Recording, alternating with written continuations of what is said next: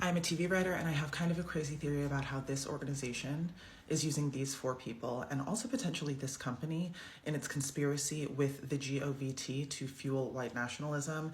I'm going to pitch it to you as if it's a TV show that I'm creating. Let's strap in. Let's start with the foundational building blocks of this narrative. Building block number one, the Shield is comprised of 70% Black players, 100% white team owners, and about 70% white viewers. Building block number two, the sport and the Shield are not just entertainment. This is a military pageant. It is a hyper-patriotic reality show. Football is America. It is Americana. That association is very much on purpose. Building block number three, there is always a face of the Shield. I'm not talking about the best player in the game. I'm talking about the establishment golden boy, the main endorsements guy. Until 2023, it was him. And before that, it was them. All white, all QBs. Those are the building blocks of the world of this story. Now let's talk about this guy. In 2016, he uses his platform to protest this. And because the Shield is so closely associated with patriotism and by extension the military, it spins the protest as anti-American. Eventually the protesting player gets released, doesn't get re-signed, but by that point he has aligned himself with this guy. And it seems like this guy is going to have his back. Until 2019, when that guy makes a deal with this guy who is besties with this guy.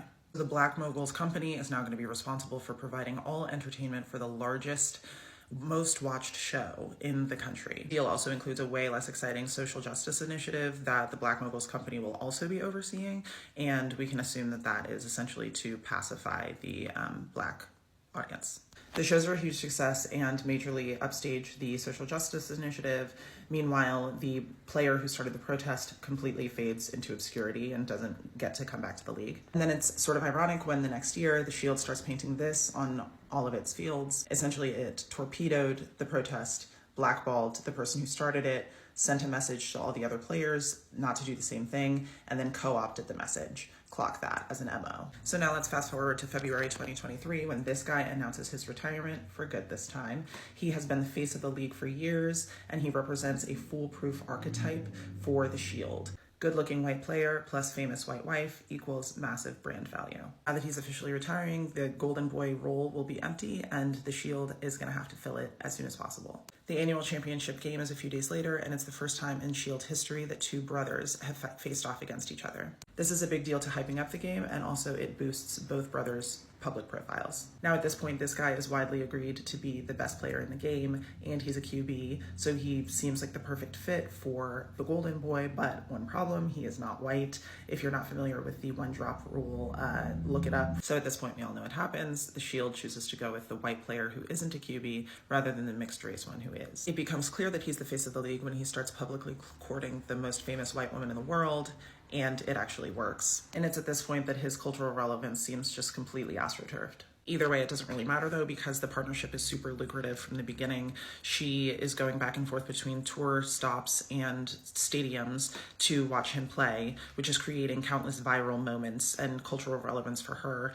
He makes $30 million in endorsement deals just in the first year, and the Shield makes $1 billion in added brand value from this romance. Okay, so then in March 2024, she releases this album, which feels suspiciously patriotic, especially given the political climate at the time. But she presents it as an important examination of Black musical history and also an opportunity to reclaim Black space in country music.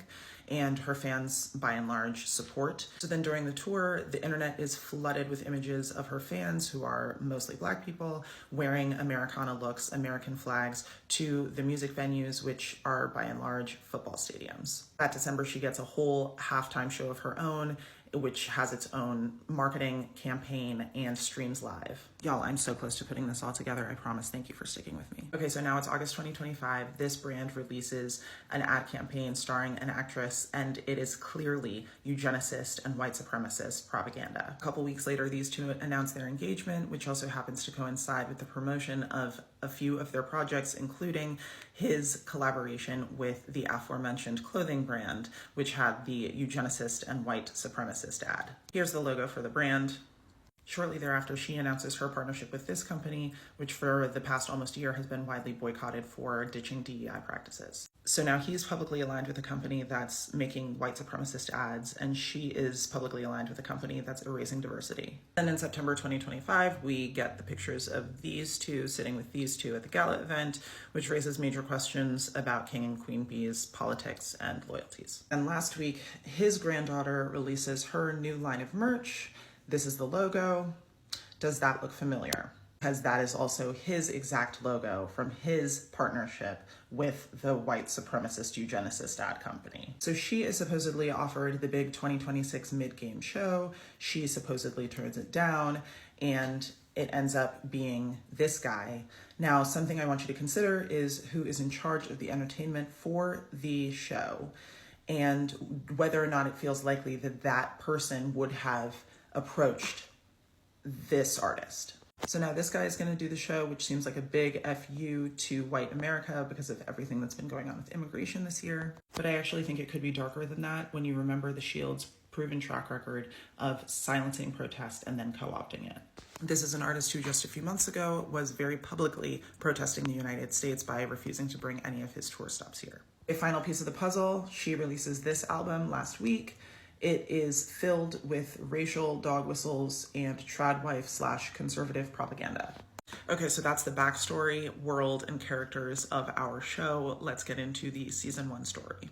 So one of the most important things that I need to establish for the audience is how intertwined the Shield is with the government. The Shield is essentially the government's main propaganda arm. And because of that, we'll see how important it is for the Shield to maintain a white face, because the sport is America.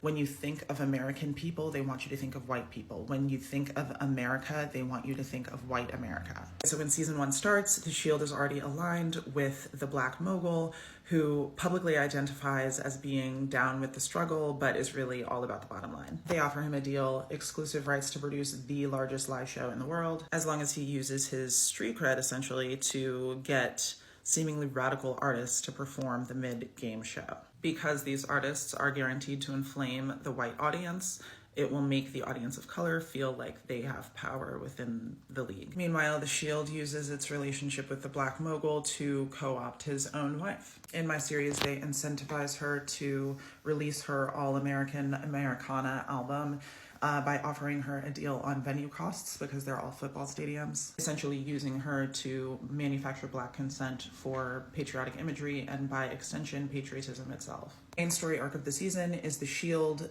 trying to identify and then install a new prince, Golden Boy, face of the league, someone who represents their push towards the alt-right. We'll see everything that goes into not only making that decision, but also brokering the merger between the white football player and white America's sweetheart singer, and how the Shield incentivizes both of them to lean into the white nationalism of it all with their extracurricular projects and brand deals and partnerships.